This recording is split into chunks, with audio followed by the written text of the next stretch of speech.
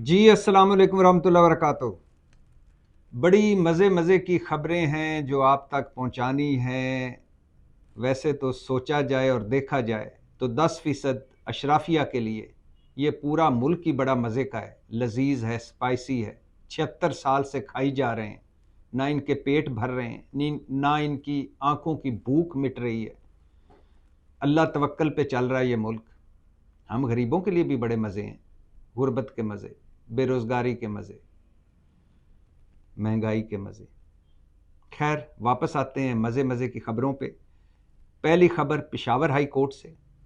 5 रुकनी larger bench जो case सुन रहा था पाकिस्तान तहरीक इंसाफ मतलब सुन्नी इत्तेहाद कौंसल की मखसूस नशिस्तों का, ख़वातीन और अक़लीती मखसूस नशिस्तों का।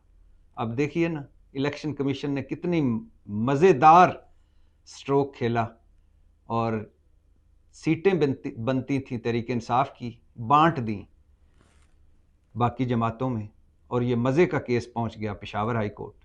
तो पेशावर हाई कोर्ट ने, जिसने गुज़श्ता रोज़ स्पीकर कौमी असम्बली को कहा था कि आप कल तक मतलब आज तक मखसूस नशिस्तें जो अभी नए मेंबर जो दिए हैं, बांटे हैं, बंदर बांट की है बाकी जमातों की, उनका हलफ ना लें। उस पर फिर लार्जर बेंच बनाया और आज 5 रुकनी लार्जर बेंच जिसकी सरबराही कर रहे थे justice Ishtiaq Ibrahim Peshawar high court का, उसने समात की इन मखसूस नशिस्तों केस की। अटारनी जनरल चूंकि सुप्रीम कोर्ट में मौजूद थे, पेश नहीं हुए। केपी के नए खैबर पख्तूनख्वा के नए एडवोकेट जनरल की तैनाती हुई है, वो भी पेश नहीं हो सके और लिहाजा अदालत ने कहा कि अटारनी जनरल को बुलाया जाए और जब तक वो पेश होकर अपना मौक़िफ़ नहीं देते तब तक केस आगे कैसे चलेगा। पाकिस्तान तहरीक इंसाफ सुन्नी इत्तेहाद कौंसिल ने कहा कि हमारा हाउस मतलब हमें मखसूस नशिस्तें दिए बग़ैर वज़ीर आज़म मुंतखब हो गया, सारे तीनों सूबों के वज़ीर आला मुंतखब हो गए, स्पीकर डिप्टी स्पीकर मुंतखब हो गए। अब सदारती इलेक्शन होने जा रहा है 9 मार्च को, उसके बाद सेनेटर्स का इंतखाब है और हमारा हाउस ही मुकम्मल नहीं है। और इस तरह बंदर बांट की है इलेक्शन कमीशन ने कि जिसकी सूबे में एक जिसने सीट जीती उसको 2 मखसूस नशिस्तें मिल गई। तो ये कभी ना हुआ ना सुना। केस समात की 5 रुकनी बेंच ने और उन्होंने कहा अटारनी जनरल को पेश किया जाए। अटारनी जनरल पेश हों अदालत में और केस की समात 13 मार्च तक मुलतवी कर दी और 13 मार्च तक कहा है कि जो ये मखसूस नशिस्तें हैं ये अलॉट ना की जाएं इत्तेहादियों को जिनको इलेक्शन कमीशन ने दी हैं, जो पीटीआई की थी, जो सुन्नी इत्तेहाद कौंसिल की थी। अब समात होगी 13 मार्च को और ये बताता चलूं कि 13 मार्च तक अब ये जो इलेक्शन कमीशन ने दूसरी जमातों को तहरीक इंसाफ की नशिस्तें दी हैं मखसूस, वो मेंबरान हलफ नहीं उठा सकेंगे। एक तरफ ये हुआ, समात मुकम्मल हुई, 13 मार्च तक मुलतवी हुई। दूसरी तरफ सुन्नी इत्तेहाद कौंसिल जिसमें पीटीआई के अरकान मौजूद हैं, सुन्नी इत्तेहाद कौंसिल ने पंजाब में मखसूस नशिस्तें ना मिलने को लाहौर हाई कोर्ट में चैलेंज कर दिया। एक तरफ तो पेशावर हाई कोर्ट में ये मुकदमा चल रहा है, दूसरी तरफ Sunni Ittehad council Lahore high court पहुंच गई है। और तीसरी तरफ जो सबसे इम्पॉर्टेंट जो डेवलपमेंट हुई है वो ये हुई है कि तहरीक इंसाफ फार्म 45 को चैलेंज करने जा रही है सुप्रीम कोर्ट।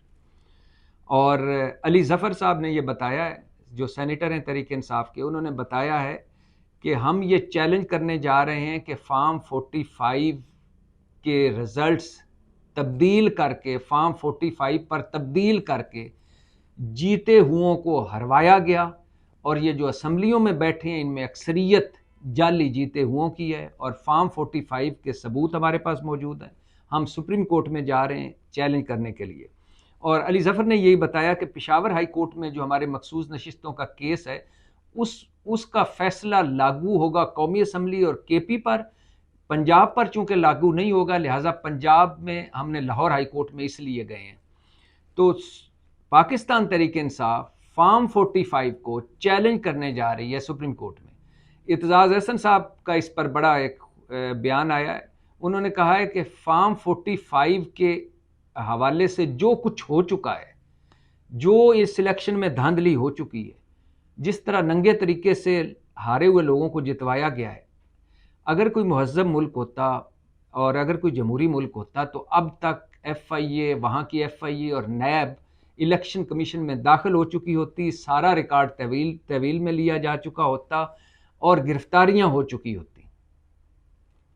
लेकिन इत्ज़ाज़ अहसन साहब, ये सब बातें हैं जमहूरी मुल्क की, महज़्ज़ब मुल्क की, हमारी बातें नहीं हैं। यहाँ तो सिविलियन डिक्टेटरशिप है, कभी फौजी डिक्टेटरशिप आ जाती है, कभी सिविलियन डिक्टेटरशिप। अच्छा, जहाँ ये अदालतों की बात हो रही है, केसों की बात हो रही है, वहीं बुशरा बीबी की दरख्वास्त कि मुझे बनी गाला से अडयाला जेल मुंतकिल किया जाए। वैसे कमाल है ये भी। एक तो कमाल ये है कि इमरान खान 215 दिन से ज़्यादा हो गए हैं, वो इमरान खान जिनके बारे में बड़े बड़े हमारे तजियाकार और दानिशवार और अहले इल्म और साफ़ी कहते थे 2 दिन जेल में जाएगा लग पता जाएगा, वो इमरान खान अब 215 दिनों से ज़्यादा, बल्कि इससे भी ज़्यादा दिन हो गए हैं, पहले अटक जेल और अडयाला जेल में, और मज़े से यह कह रहा है कि जेल में हूँ, मुझे रिहाई छोड़ो, मेरा मैंडेट वापस करो। दूसरी तरफ बुशरा बीबी भी 76 साल हमारी तारीख बदलने जा रही हैं कि उनको उन्होंने घर में सब जेल बना के वहाँ कैद किया है, तो वो कहती है नहीं मुझे अडयाला जेल भिजवाएं। हालांकि हमारे बड़ों की जब तारीख देखी जाए तो उसमें बड़े ज़्यादातर यही दरख्वास्त करते पाए जाते हैं कि हमें अपने घरों में कैद रखा जाए, किसी रेस्ट हाउस में रखा जाए या हस्पताल मुंतकिल कर दिया जाए। इधर उल्टी गंगा बह रही है और बुशरा बीबी कह रही हैं कि नहीं मुझे अडयाला जेल में रखा जाए। और ये उनकी इसी दरख्वास्त को सुना इस्लामाबाद हाई कोर्ट में जस्टिस गुल हसन औरंगज़ेब ने, और उन्होंने एक बड़ा दिलचस्प पॉइंट उठाया। उन्होंने कहा कि ये जो जेल हुकाम है, इन्होंने बुशरा बीबी को बनी गाला में रखा है, ज़रा ये पता तो करें कि ये घर है किसका, क्या घर के मालिक से इजाज़त ली। जिस पर बुशरा बीबी के वकील ने कहा कि ये घर इमरान खान का है और इमरान खान से कोई इजाज़त नहीं ली गई। और फिर समाअत के दौरान ये भी हुआ कि जो कुछ हुआ है अभी तक इस हवाले से, वो उसमें कानूनी पहलू नज़रअंदाज किए गए हैं। लिहाजा एक ये समाअत जारी थी और ये समाअत मुकम्मल हुई और नोटिस जारी किए गए हैं और बुशरा बीबी को के केस को और अगले पेशी पर बुलाया गया है सारों को और कहा गया है कि इसका जवाब दें। इससे पहली पेशी पर अडयाला जेल वाले हुकाम आए थे और उन्होंने कहा था कि जेल में चूँकि सिक्योरिटी के मसाइल हैं, बुशरा बीबी को वहाँ नहीं रखा जा सकता, वहाँ जगह ही नहीं है, इसलिए हमने बनी गाला में रखा हुआ है। और हालत ये है कि जिस जेल में इमरान खान मौजूद हो, उस जेल में बुशरा बीबी के आने से सिक्योरिटी मसाइल हो जाते हैं। आप अंदाज़ा सुनिए, जवाब सुनिए। अच्छा, जहाँ ये अडयाला जेल की बात हो रही है, वहाँ ये भी बताता चलूँ कि एक सुना जा रहा है कि एक अडयाला जेल एक बहुत बड़ी दहशतगर्दी से बच गई। पुलिस और CTD की मुश्तरका कार्रवाई उन्होंने की, अडयाला जेल को बड़ी तबाही से बचा लिया गया। 3 दहशतगर्द सुना पकड़े गए हैं जिनके पास भारी असला, बारूद और जेल का नक्शा बरामद हुआ है, और जिन्होंने तीनों दहशतगर्दों का ताल्लुक अफ़गानिस्तान से है और वो जेल पर हमला करना चाहते थे, जेल को तबाह करना चाहते थे, बारूद से उड़ाना चाहते थे। इन दहशतगर्दों से तफ्तीश जारी है। अडयाला जेल की बात हो रही है तो ये भी बताता चलूँ कि PTI के सियासतदान मिलने गए इमरान खान से, जिनमें उमर अयूब, असद कैसर, शुएब शहीन, फैसल जावेद, शानदाना गुलजार, रऊफ़ हसन, उमैर न्याजी, ये अडयाला जेल में इमरान खान से मिलने गए। जेल हुकाम ने उनको मिलने नहीं दिया। बाद में नईम पंचोता जो वकील है वो सिर्फ इमरान खान को मिले, तो नईम पंचोता से मिलकर इमरान खान ने बड़ी तशवीश का इजहार किया कि मेरी लीगल टीम और मेरी जमात के लोगों को मुझको क्यों नहीं मिलने दिया गया। पहले भी यही हुआ कि जब जनरल इलेक्शन में 2000 लोगों की फहरिस्त थी, जिसमें से मैंने उम्मीदवार चुनने थे वो ना फहरिस्त अंदर आने दी गई, ना बर वक्त हम उस पर मुशावरत कर सके। फिर अब उन्होंने कहा कि अब आगे सेनेट के इलेक्शन होने जा रहे हैं, सदारती इलेक्शन होने जा रहा है और केपी में हमारी हुकूमत है। इस हवाले से लोगों ने मुझसे मशवरा करना था, लेकिन उनको भी नहीं मिलने दिया गया। इमरान खान ने अपने वकील के ज़रिए अपनी जमात के लोगों तक ये पैगाम भी पहुंचाया कि जो गैर आइनी सरगर्मियां इस हुकूमत के में जारी हैं, उनको जो हम पर जुल्म सितम हो रहे हैं, उनको बेगुनाह गिरफ्तारियों जो हुई हैं, उनको इलेक्शन कमीशन के जानबदाराना रवैये को, बदतरीन धांधली को, महंगाई, बेरोज़गारी, गुर्बत को हाईलाइट करें और पुरअमन एहतजाज करें। और इतवार को एहतजाज का है, पेशावर में जलसा होगा और उन्होंने कहा कि पुरअमन पूरे मुल्क में एहतजाज किया जाए। और ये जो घुसपैठिए हैं, उन्होंने लफ्ज़ इस्तेमाल किया, घुसपैठिए असम्बलियों में घुसपैठिए जो जाली जीते हुए और वहाँ फॉर्म 47 के तहत वहाँ बैठे हुए हैं, इनके लिए हालात ऐसे पैदा कर दें अदालतों में कि ये अदालतें इन पे फैसला दें और ये बाहर निकलें और असली जीते हुए जो हैं उनको वापस असम्बलियों में लाया जाए। और जहां इमरान खान की बात हो रही है, वहां ये भी बताता चलूं कि इमरान खान के गुज़श्ता रोज़ सहाफ़ियों की गुफ्तगू पर पूरे मुल्क में एक थरथली मची हुई है, जिसमें इमरान खान ने कहा था कि मैं कोर कमांडर कॉन्फ्रेंस की मुकम्मल तायद करता हूं और 9 मई के मुल्ज़मों को सज़ा मिलनी चाहिए, कड़ी सज़ा मिलनी चाहिए। इस पर बहुत सारे लोग जो इमरान खान के, कुछ लोग कह रहे हैं कि इमरान खान ने चंद दिनों बाद ये बयान बदल लेना है, कुछ कह रहे हैं कि इमरान खान एक तरफ एक इस्टेब्लिशमेंट के ख़िलाफ़ तकरीर करने पर महमूद अचकज़ई को सदारती उम्मीदवार बना देते हैं, जो जाहरे मिजाज मतलब जो एग्रेसिव अली अमीन गंडापुर को केपी का वज़ीर आला बना देते हैं और किसी सियासी जमात से मिलना नहीं चाहते और अपने जमात को कहते हैं कि इhtजाज करें। और दूसरी तरफ ये बयान, और कुछ लोग जिनमें मैं भी, यानी मेरी भी ये राय है कि इस बयान को पॉजिटिव लेना चाहिए, मुस्बत लेना चाहिए। कोई शक नहीं कि पीछे बहुत कुछ हो चुका और जो कुछ हुआ ख़ास तौर पर 9 मई वो नहीं होना चाहिए था। लेकिन अब इमरान खान अगर ये कहते हैं और इस पर अगर कायम रहते हैं कि 9 मई के मुल्ज़मों को सज़ा दी जाए, तो यही सबसे बड़ी फ़ौज की भी ख्वाहिश है, यही इस मुल्क की है कि जिसने 9 मई किया है उसको सज़ा मिलनी चाहिए। लेकिन बाकी तो इस मुल्क को आगे बढ़ना चाहिए। इस वक्त इस मुल्क को आगे बढ़ना है, मिसाके मईशत होना चाहिए, मिसाके पाकिस्तान होना चाहिए, जो हमारे मसाइल हैं उन पर फोकस करना चाहिए। और ये ज़हनों में रहना चाहिए कि इमरान खान से बात किए बिना ये मुल्क आगे नहीं बढ़ सकता। इमरान खान से बात किए बिना, उसको इंगेज किए बिना, उससे डायलॉग किए बिना, तहरीक इंसाफ को शामिल किए बिना ना ये हुकूमत मसाइल हल कर सकेगी, ना आगे बढ़ा जा सकेगा। और इसकी एक मसले से दूसरा मसला जुड़ा हुआ है। कैसे? पहले भी बताया था कि बदतरीन मुआशी बुरान है, वो क्यों हल नहीं हो पा रहा? वैसे तो उसके लिए भी लंबा अरसा चाहिए, लेकिन उसकी तरफ, हल की तरफ क्यों नहीं हम बढ़ पा रहे? क्योंकि बदतरीन सियासी बुरान है। ये सियासी बुरान क्यों नहीं हल हो पा रहा? क्योंकि नफरत और तकसीम और आइनी और अदालती मामले उलझे हुए हैं। ये अब क्यों ज़्यादा उलझ गए हैं? क्योंकि मैंडेट चोरी का अभी ताज़ा बड़ा एक बहुत बड़ा संगीन इल्ज़ामात हैं। Pakistan institute of legislative development and transparency मतलब पेल्डाट ने भी अभी कह दिया है कि नताइज के ऐलान में ताख़ीर ने इलेक्शन साख पर संगीन सवालात को जन्म दिया। और 2024 का जो इलेक्शन है, इसके जो पिछले सारे इलेक्शन हुए उन सब में से मनफी स्कोर पे रहा है और इस सबसे कम शफाफियत इसमें थी। और इंतखाबात के शेड्यूल में काफ़ी ताख़ीर और सियासी जबर देखा गया और निगरान हुकूमत की जानब से गैर जानबदारी नहीं दिखाई गई। मोबाइल बंद कर दिए गए, लोगों को मुश्किलात पैदा हुई। फॉर्म 45 और 47 के दरमियान बड़े पैमाने पर तज़ादात थे और इंतखाबात की साख मुतासर हुई है। इलेक्शन कमीशन की वेबसाइट पर जो फॉर्म 48, 46, 45 और 49 की अशात थी उसमें ताख़ीर की गई और इलेक्शन एक्ट की खिलाफ वर्जी ने इलेक्शन की साख को मज़ीद नुकसान पहुँचाया। ये पिलडाट कह रही है, इसके अलावा पूरे सियासतदान कह रहे हैं सिवाय मुस्लिम लीग नून के धड़े के, बाकी सब इस पर सवाल उठा रहे हैं। तो ये इलेक्शन पे सवाल तो बनते हैं। तो अब अगर इसको हल नहीं करेंगे मुतलका फोरम्स पर या जुडिशल कमीशन इसको हल नहीं करेगा तो मुल्क आगे नहीं बढ़ेगा, और इसको हल करने के लिए इमरान खान और तहरीक इंसाफ को इंगेज करना पड़ेगा।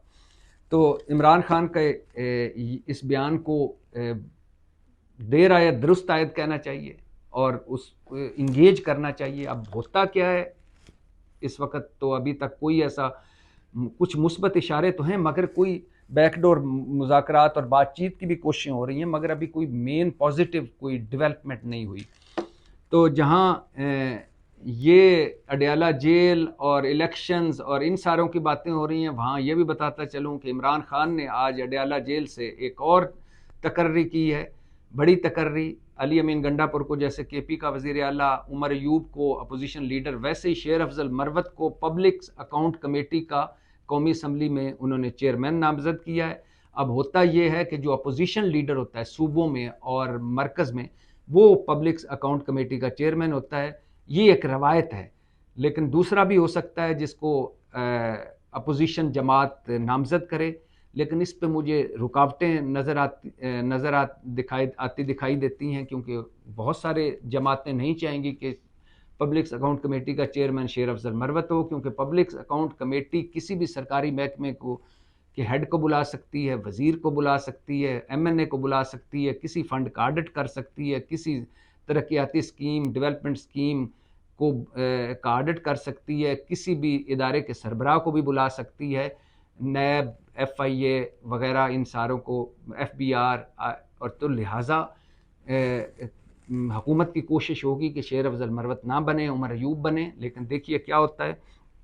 और जहाँ अपोजिशन की बात हो रही है, तहरीक इंसाफ की बात हो रही है, वहाँ ये भी बताता चलूँ कि अली अमीन गंडापुर ने यकम रमज़ान से एक बड़ा ऐलान किया है कि यकम रमज़ान से सेहत कार्ड के तहत पूरे KP में 100% आबादी के लिए मुफ्त इलाज होगा।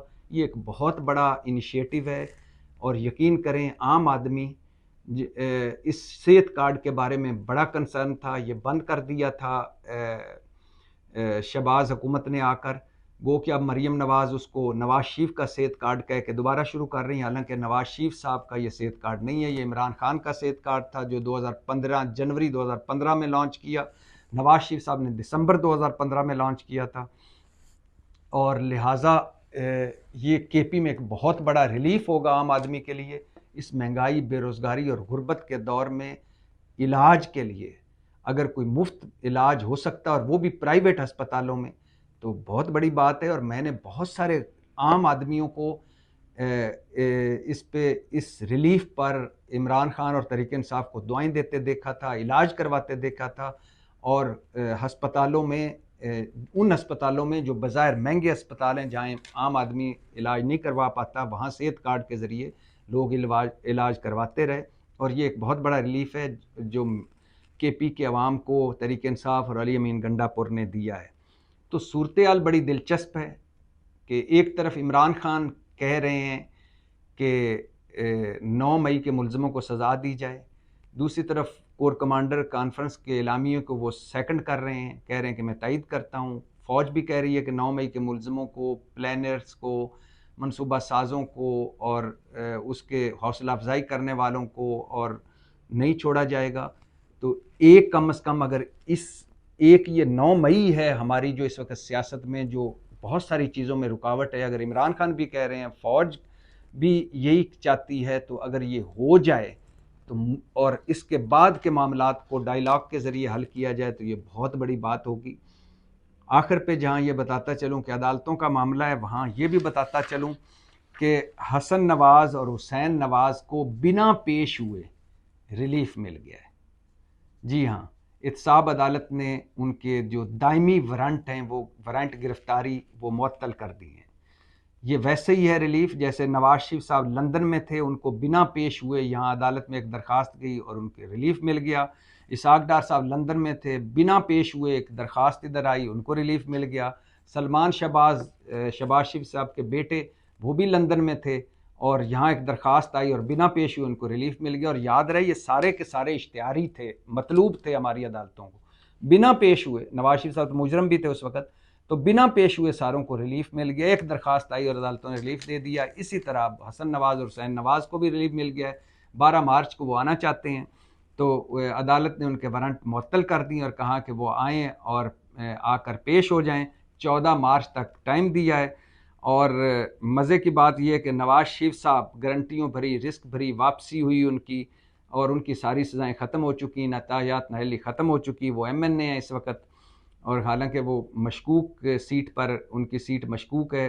बहुत सारे लोग कहते हैं कि मुबैना तौर पर यास्मीन राशिद जीत चुकी हैं। खैर, इसहाक डार साहब की भी वापसी हुई। वो लंदन में बैठ के इश्तिहारी थे लेकिन सेनेटर बन गए थे। यहाँ कर उन्होंने वापस आए, उन्होंने सेनेटरशिप का हलफ उठाया, वज़ीर ख़जाना बने, उनको घर वापस मिल गया जो फ्रीज़ हो चुका था, जो अकाउंट्स में पैसे फ्रीज़ हो चुके थे वो वापस मिल गए, मिफ्ता से जान छुड़ाई और वज़ीर ख़जाना बन गए।